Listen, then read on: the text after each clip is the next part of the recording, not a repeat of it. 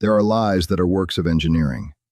Not carelessness, not impulse, projects, structured with a beginning, a middle, and an emergency exit for every possible scenario. Amanda was a project manager by training. Should have helped. My name is Michael Carter, 47 years old, senior civil engineer and founding partner of a structural consulting firm in Chicago. I've spent 22 years finding what doesn't hold up in other people's structures before that weakness becomes an irreversible problem. This episode is about Amanda.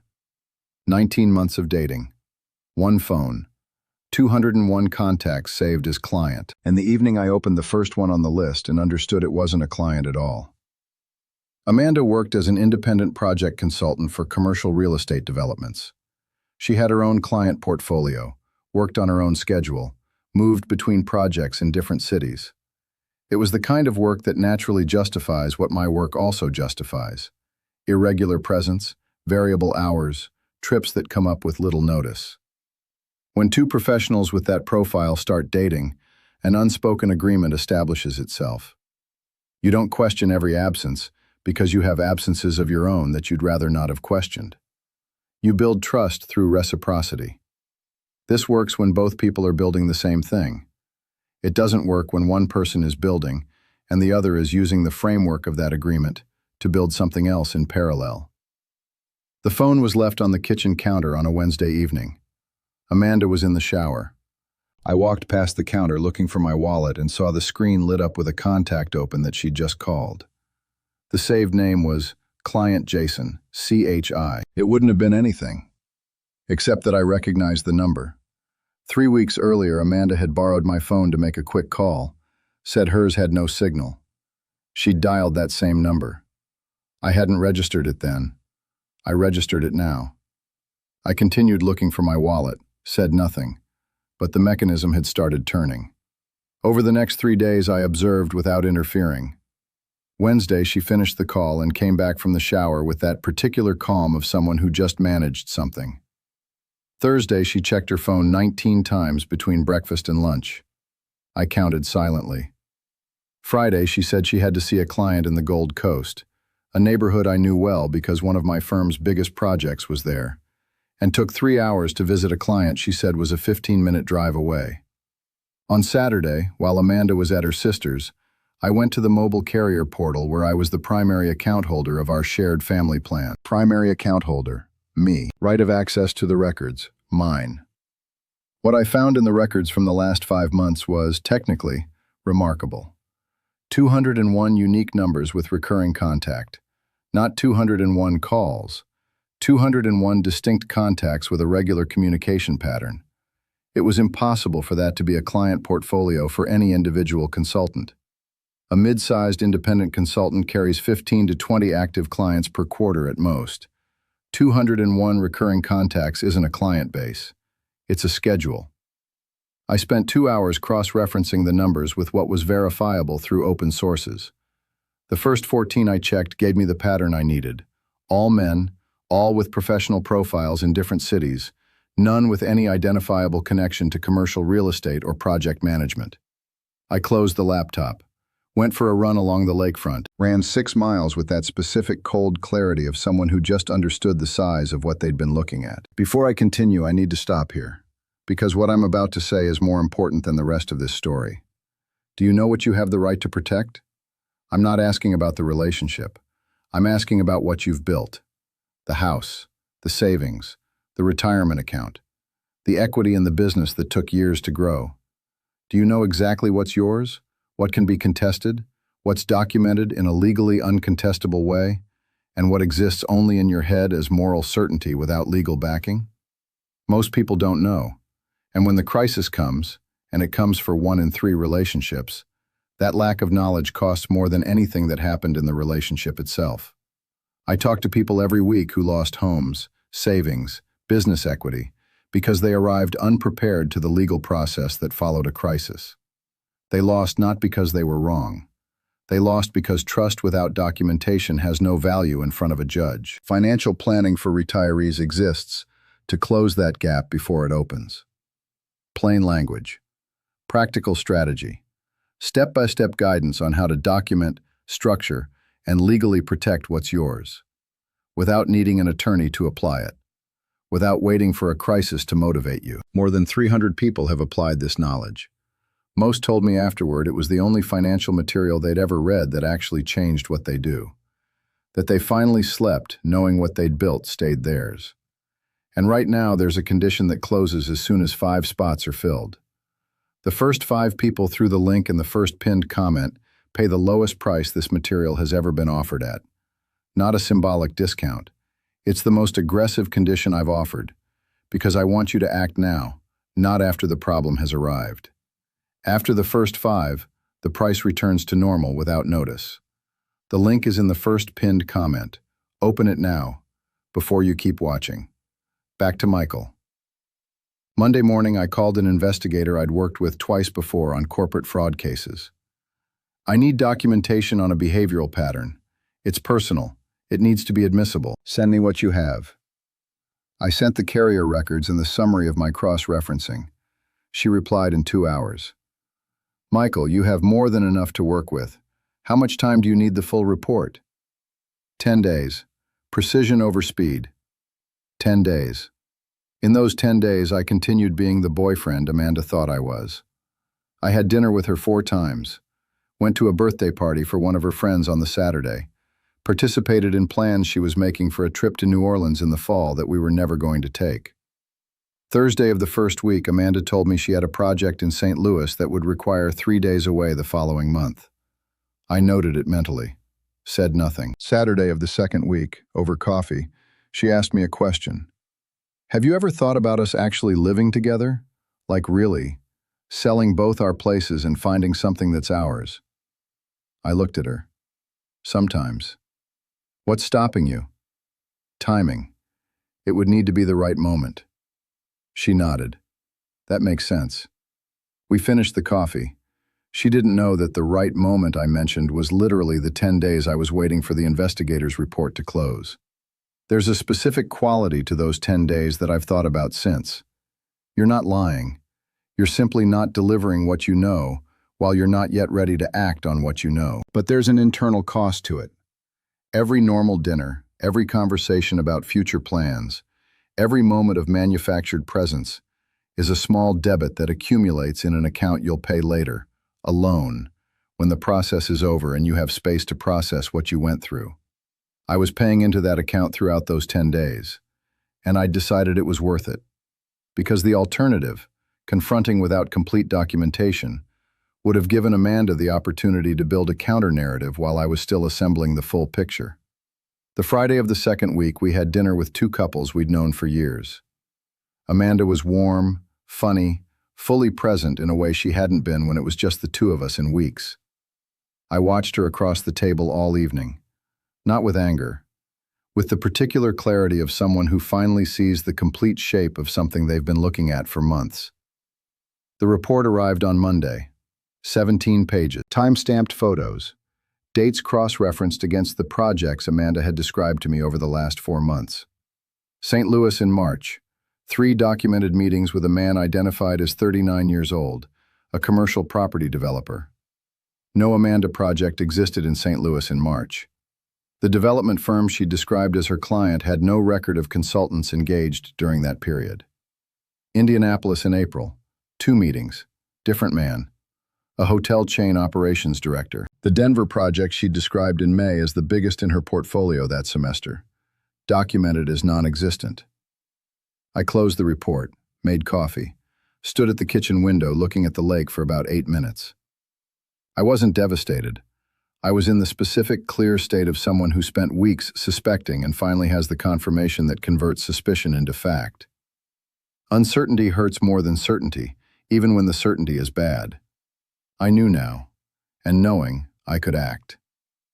Before I talked to Amanda, I needed one more piece in place, not evidence, financial positioning. I'd lent her $11,000 8 months earlier to cover a software platform she'd described as essential to a major project. The debt was documented in text messages where she described the amount, the purpose, and committed to repaying within 5 months. 5 months had passed. I forwarded the message thread to my attorney, Patricia Chen, with brief context about what was happening. She replied in 25 minutes. Michael, the loan is recoverable based on the message documentation, which is admissible. But for the strongest position, formalize the collection after the relationship ends, not before. Before creates an argument that it was retaliatory. Understood. I'll prepare for after. When are you planning to talk to her? This weekend. Call me Monday. I chose Sunday afternoon. After lunch, both of us at home with no external commitments or time pressure. Amanda was on the couch reading. I sat in the chair across from her. I need to talk to you about something. She lowered the book, read the tone, stayed quiet. I know what's been happening over the last several months. I know about St. Louis, Indianapolis, Denver. I have documentation. She went still for about 3 seconds. What exactly do you have? Not denial, calculation. She was assessing what I could possibly have and what I couldn't. Carrier records, which are mine as primary account holder. Report from a private investigator. Cross-reference of dates against the projects you described to me. Silence. Michael, you don't need to explain. I didn't come looking for an explanation. Then what do you want? To end this, cleanly, no drama. Everyone keeps what's theirs and moves on. She looked at the coffee table. And the loan? Patricia Chen will contact you next week with the repayment terms. She was quiet. You already had an attorney before talking to me. Since St. Louis. More silence. You're very cold. I thought about the word. I'm not cold, I'm methodical. There's a difference. She looked at me for a moment with an expression I couldn't fully name in that moment. Not anger, not remorse. Something closer to recognition. What are you going to do with the report? Nothing that harms you professionally or personally. Destroying your life isn't my goal. My goal is to protect what's mine and close this with clarity. She nodded slowly. Okay. I stood up. I'll stay at a hotel this weekend. Monday you can come get your things. I took my keys and left. Patricia contacted Amanda on Tuesday. The loan was repaid in 2 installments over 35 days. Without contest. Without legal action. The message documentation was solid enough that challenging it would have cost more than simply paying. The close was, by the standards of what it could have been, extraordinarily clean. Not because Amanda was honest. She'd spent months building an elaborate structure of deception, but because I'd arrived prepared. With documentation, with an attorney already consulted, with clear financial positioning, without leaving anything open that could be used as leverage against me. Preparation doesn't guarantee the other person will act correctly. It guarantees that when they don't, you're in a position to respond in a way that protects what's yours. The next story on this channel will also be mine. Michael Carter, still here, still finding what doesn't hold up. Before I close, one last thing. I know there are people watching this who are exactly where I was before I found out. With that suspicion you keep dismissing because each signal in isolation has a plausible explanation. To that person I say, trust the pattern, not the individual explanation. A plausible explanation is not the same as a true explanation. But regardless of where your relationship stands, there's something everyone watching has in common. A built patrimony that deserves protection. Home, savings, retirement, business equity, pending inheritance. Any asset that represents years of your work. Is that patrimony documented in a legally uncontestable way? Do you have the legal structure in place that guarantees it remains yours, regardless of what happens in the relationship? If the answer is no, or not sure, you need financial planning for retirees before the situation that demands that protection arrives. Because when it arrives, you don't have time to learn. You have to act. And acting without preparation is the most expensive way to learn. More than 300 people already have this knowledge. They're sleeping with the certainty that what they built stays there. And now there's a final window on this special condition. The first 5 people who access now through the first pinned comment link pay the lowest price this material has ever been offered. No comparison, no second round. You can be one of those 5 people right now. Or you can be the 6th, who pays the regular price and still protects what they built. The link is in the first pinned comment. Click now. Before you close this video, You spent years building. 2 minutes now protects all of it. Take care. See you in the next episode. I met Amanda at a professional development conference in Chicago 18 months before any of this. She was presenting a session on project workflow optimization. I was in the audience. After the session, I approached her with a technical question that turned into a 2-hour conversation over coffee at the hotel bar. She was precise, direct, the kind of person who gets to the point without being abrasive. That combination is rarer than you'd think. We started dating 6 weeks later. The first year was what it looked like. 2 people with demanding careers building something that worked because it didn't require either of us to change what made us functional. I valued that. She valued that. At least that's what I believed. What I hadn't registered was that the structure I trusted, 2 independent professionals with variable schedules, was the same structure that made what she was building invisible to me. Those 10 days have a particular quality I've thought about since. You're not lying. You're simply not delivering what you know while you're not yet ready to act on what you know. But there's an internal cost. Every normal dinner, every conversation about future plans, every moment of manufactured presence is a small debit that accumulates in an account you'll pay later, alone, when the process is over, and you have space to process what you went through. I was paying into that account throughout those 10 days, and I'd decided it was worth it, because the alternative, confronting without complete documentation, would have given Amanda the opportunity to build a counter-narrative while I was still assembling the full picture. The Thursday of the second week, we went to a birthday dinner for one of her close friends. Amanda was warm, funny, completely present in a way she hadn't been when it was just the 2 of us in weeks. I watched her across the table all evening. Not with anger, with the particular clarity of someone who finally sees the complete shape of something they've been looking at for months. The report arrived Monday. What I understood in those 10 days wasn't just what Amanda had done. It was how she'd done it. The pattern wasn't impulsive. It was architectural. She had built a system with compartments, with explanations that held up individually, with a calendar management approach that required more planning than most professional projects I've worked on. That said something about the level of commitment to the deception. It wasn't a moment of weakness. It was a structure she'd designed. That distinction matters, not for judgment but for decision-making with clarity. When you arrive at a closing conversation having understood not just what happened, but how it was organized, you arrive with a clarity that protects you from the emotional traps that normally lead to decisions you regret. I arrived prepared, and that preparation was what transformed a potentially chaotic situation into a clean, documented close.